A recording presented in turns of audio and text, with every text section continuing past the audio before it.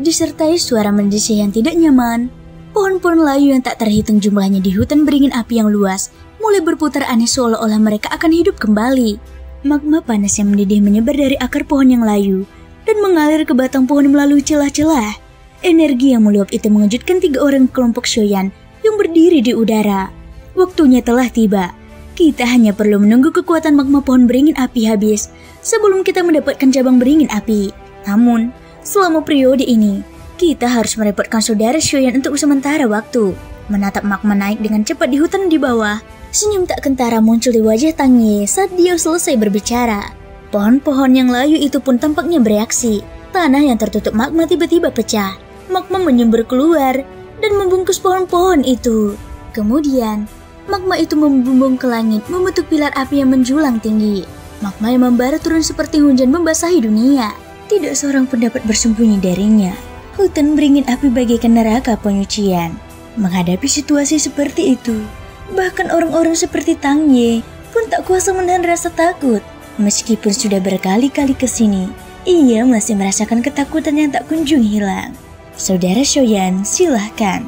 Tang Ye berkata dengan ekspresi serius. Serahkan padaku. Shoyan mengangguk pelan. Ia berdiri di depan mereka berdua saat Originki berkumpul di antara kedua telapak tangannya. Menghadapi magma yang jatuh dari atas, ia berteriak keras dan melancarkan serangan telapak tangan. Segel telapak tangan yang besar bertabrakan dengan kumpulan api, menyebabkan kedua belah pihak meledak. Gelombang api menyapu. Telapak tangan itu membentuk penghalang yang menghalangi hujan api. Cara saudara Shoyan benar-benar berbeda. Dengan gerakanmu ini, kita bisa tenang. Tang Ye mengangkat alisnya saat dia melihat pemandangan di langit. Dia tidak bisa menahan senyum sebelum menoleh ke Bai Jiying. Kalau begitu, sudah waktunya bagi kita berdua untuk bergerak. Ketika Bai Jiying mendengar ini, sudut mulutnya melengkung membentuk senyum. Dia tidak mengatakan apa-apa ketika sosoknya langsung menerobos magma di bawah seperti pedang tajam. Ketika melihat Bai Jiying yang tampak terburu-buru, senyum di wajah Tang Ye semakin lebar. Sosoknya berubah menjadi cahaya yang mengejar Bai Jiying.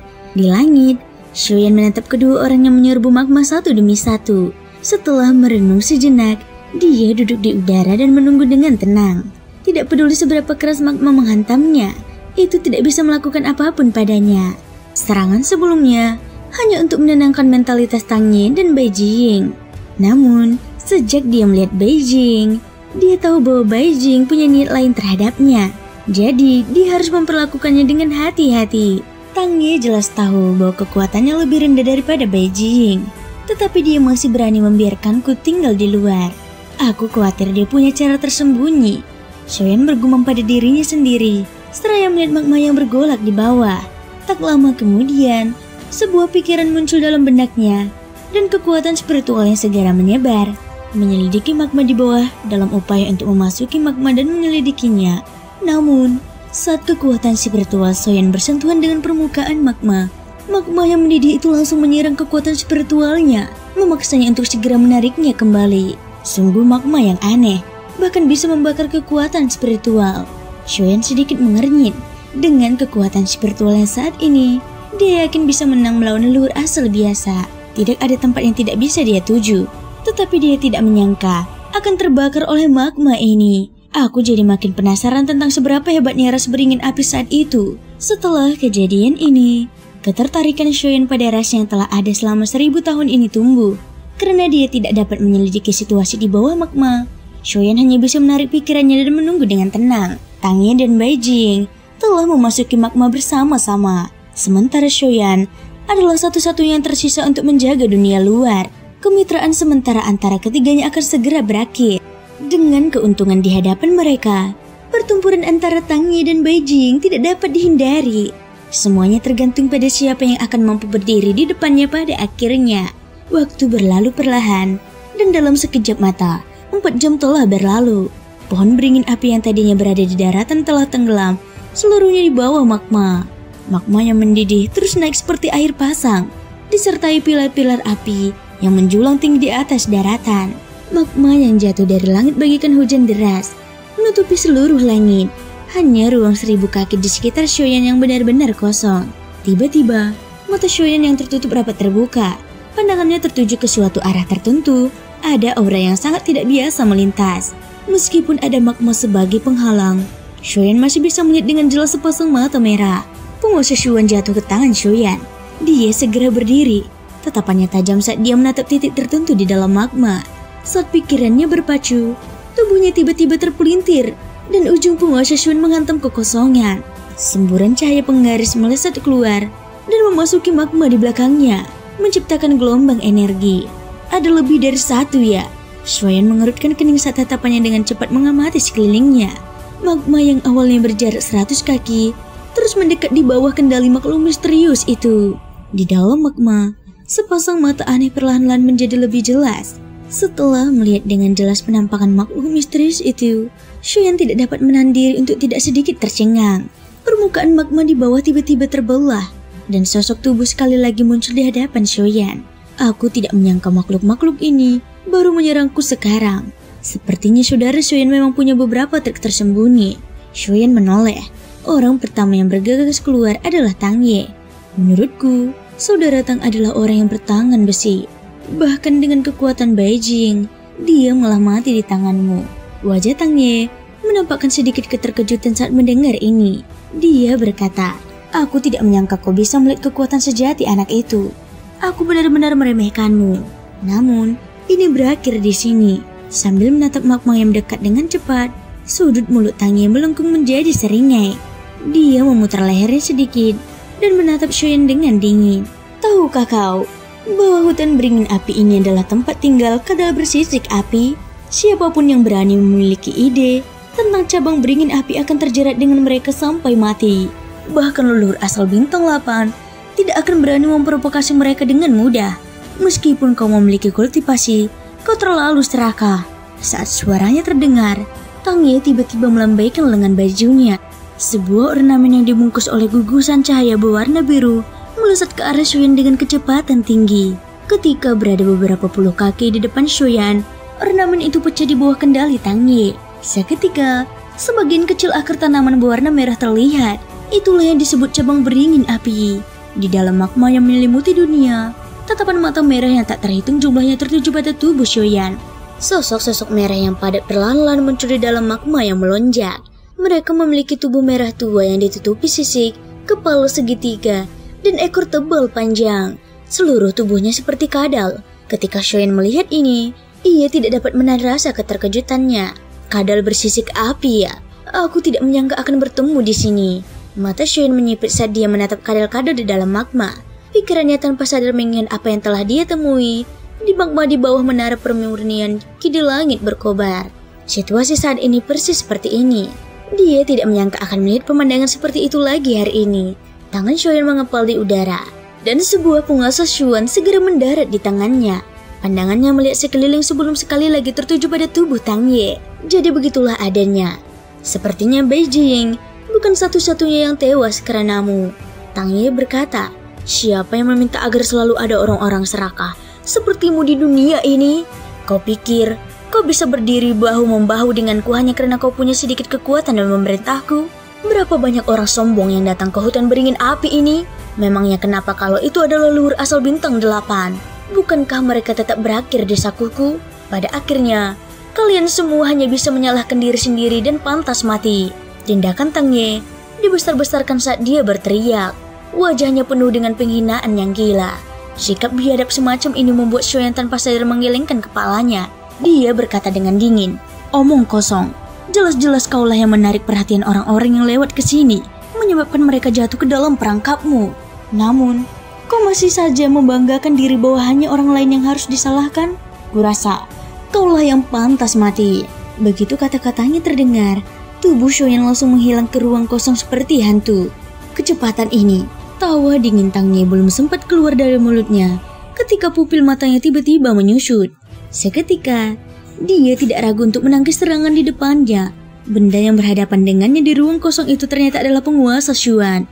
Meskipun kultivasi Tang Ye tidak lemah, dia tetap terpukul mundur oleh serangan ganas ini. Saat dia berhenti, Tang Ye terkejut menemukan bahwa lengan kanan yang dia gunakan untuk menangkis serangan itu telah terguncang hingga tidak bisa bergerak. Dari serangan ini, dia tahu bahwa kekuatan tempur Shoyan tidak sesederhana yang terlihat di permukaan. Kekuatan fisik yang mengerikan. Tang Ye berteriak dalam hatinya. Sebelum dia bisa berpikir lebih jauh, sosok Xiaoyan sekali lagi muncul di depan seperti angin. Tang Ye tahu ada yang tidak beres dan buru-buru membuang bendera di tangannya. Dalam sekejap, bendera itu berubah menjadi bendera besar yang menghalangi di depannya. Origin ki biru yang bergolak melesat ke arah Xiaoyan seperti gelombang, tetapi segera dipotong oleh penguasa Shuan. Baru saat itulah Tang Ye menarik diri. Sial, aku hampir meremehkanmu. Tang Ye yang telah mundur ke kejauhan menggunakan kekuatannya untuk mengusap lengan kanannya yang masih mati rasa. Wajah Xiaoyan tanpa ekspresi. Tatapannya berhenti sejenak pada bendera biru di samping Tang Ye sebelum ia menyadari magma yang mendekat. Ia menghela napas dalam-dalam saat origin ki di tubuhnya akhirnya mulai bergerak. Tang Ye jelas merasakan hal ini. Dia meraih bendera dan melambaikannya dengan ganas. Layar air biru dengan cepat menyelimuti saat tawa dingin terdengar. Kuakui bahwa kekuatan tempurmu tidak lemah, tetapi ini adalah hutan beringin api. Jika kau ingin membunuhku, kau harus melewati kadal sisik api terlebih dahulu. Tempat ini mungkin kuburan untukmu, tetapi tempat ini adalah tempat berburu bagiku. Aku akan melihat mereka mencabik-cabikmu. Saat tawanya mereda, Tang Ye segera mundur dan menyelam ke dalam magma. Namun, jika diperhatikan lebih dekat, magma itu benar-benar terisolasi dimanapun ia lewat, di bawah perlindungan layar air. Bahkan kadal sisik api tampaknya tidak menyadari keberadaannya. Tidak heran Beijing ditelan magma sementara kamu berhasil lolos tanpa cedera. Jadi itu efek dari bendera ini? Xiaoyan tiba-tiba mengerti. Dia perlahan mengangkat penguasa Shuan di tangannya saat api di telapak tangannya menyebar. Itu adalah api surgawi. Ekspresi Tang Ye langsung berubah saat melihat api menyala di tubuh penguasa Shuan. Namun, pemandangan berikutnya membuatnya semakin terkejut. Xiaoyan tiba-tiba melambaikan penguasa Shuan. Suara siulan angin seperti guntur karena disertai aura yang tak terlihat. Magma yang dengan gila menerkam ke arah Xiaoyan dengan cepat, mundur seolah-olah telah menerima perintah. Kadal sisik api yang hanya beberapa langkah dari tubuh Xiaoyan juga tampak membeku di udara. Setelah kehilangan pelindungan magma, sisik merah di tubuh mereka tiba-tiba terbelah. Darah mereka menyembur keluar saat desisan menyakitkan segera bergema. Setelah kadal sisik api di sekitarnya mundur ketakutan, sebuah jalan sekali lagi muncul di depan Xiaoyan yang mengarah langsung ke Tang Ye. Xiaoyan berkata dengan dingin, "Rencanamu memang mematikan. Sayang sekali metode ini tidak berguna bagiku." Segala sesuatu yang terjadi dalam sekejap mata membuat Tang Ye sangat terkejut. Dia tidak pernah membayangkan bahwa magma pemakan manusia akan menjadi begitu patuh di depan Xiaoyan. Jika yang muncul adalah Beijing, aku mungkin harus berusaha lebih keras. Tapi karena itu kamu, aku akan dengan tenang mengakhiri hidupmu. Saat kata-kata acuh tak acuh Xiaoyan diucapkan, penguasa Shuan berat menari-nari di udara. Beberapa kilatan penguasa Shuan saling tumpang tindih untuk membentuk pelangi yang melesat ke arah Tang Ye. Sungguh sombong. Apa kau pikir aku takut pada seorang leluhur asal bintang 3? Wajah Tang Ye dipenuhi amarah.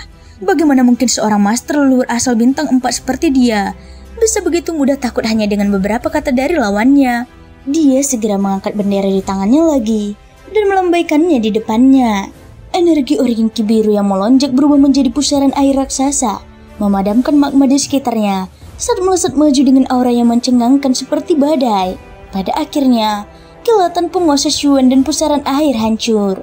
Wajah Shuan tanpa terasa takut saat dia mengayunkan penguasa Shuan dan menyerang ke depan. Tang Ye tiba-tiba memutar bendera, mengubahnya menjadi tombak yang menembus udara untuk menghadapi Xiaoyan secara langsung. Hampir pada saat yang bersamaan, kadal sisik api yang tak terhitung jumlahnya di sekitarnya juga mengendalikan magma untuk menyerang ke depan. Tombak itu melesat maju saat penguasa Shuan menebas dengan ganas. Percikan api berterbangan saat keduanya bertabrakan. Kekuatan mengerikan dari penguasa Shuan memaksa tombak itu mundur. Tombak itu bergetar hebat saat bendera berkibar dan melesat ke arah wajah Xiaoyan. Xiaoyan tidak takut. Tubuhnya dengan mudah menghindar beberapa kali. Setelah itu, ia menggunakan penguasa Shuan besar untuk menghalangi di depannya. Tubuhnya dengan marah menyerbu ke depan saat api yang ganas menyembur keluar dari tubuh penggaris. Sementara ekspresi Tang Ye berubah, Xiaoyan sekali lagi menghantam telapak tangannya ke tubuh penggaris. Penggaris itu menyerbu ke depan dengan dukungan kekuatan yang kuat. Itu tidak dapat dihentikan. Tang Ye buru-buru mengibarkan bendera dan menggunakannya untuk menangkis. Namun, Ia baru saja mengurangi lebih dari setengah kekuatan pada penguasa Shuan ketika Shoyan tiba-tiba menginjak tubuh pengaris.